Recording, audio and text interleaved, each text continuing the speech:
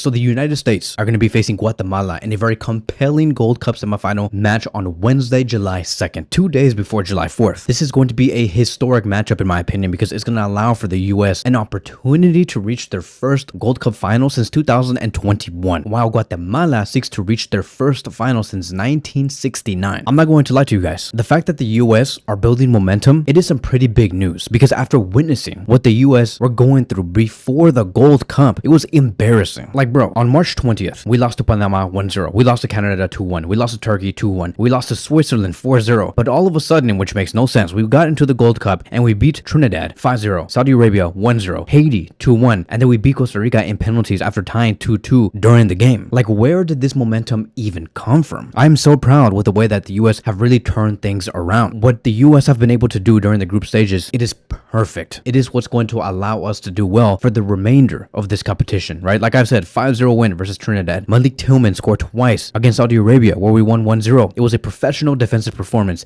Against Haiti 2-1, Patrick Agyemang scored a late winner to secure the top spot. And then to go up against Costa Rica and beat them in penalties, that allowed us to show that we have perseverance and the winning mentality, as we should. I am proud of these players. Of course, more work has to be done, but so far so good. The US have scored 8 goals while conceding just 1 during the group play. And we have our goalkeeper Matt Freese recording 2 clean sheets, which is tied for the tournament's best. I also do want to shout out Diego Luna and Max Arfiston, who was in the mix in terms of the quarterfinal drama that we had. They both scored their first international goals. Matt Freese emerged as the hero with 3 crucial penalty saves. Like, bro, thank God. And I know this is going to sound harsh, but thank God that a lot of our players who were playing in Europe did not participate in this Gold Cup, because I think that we are uncovering brand new material here, brand new players who can represent the US men's national team correctly. And let me touch on Pochettino just for a second, because Pochettino has primarily deployed a 4-2-3-1 formation, and this system emphasized on 3 things: defensive pressing in a 4-4-2 shape when out of possession. Point number 2, there is more width in the attack with fullbacks contributing significantly to the offensive phases. And point number 3, there is more central creativity through a lot of dynamic midfield rotations. And I believe that, outside of tactics, outside of formations, from a philosophical standpoint, Pochettino has focused intensely on changing the team's culture and mentality. He did emphasize that players must compete rather than just play, demanding for a higher level and higher standard and commitment from every squad member. He stated, players need to listen and to stick with our plan. They cannot dictate the plan, which is Pochettino stating that,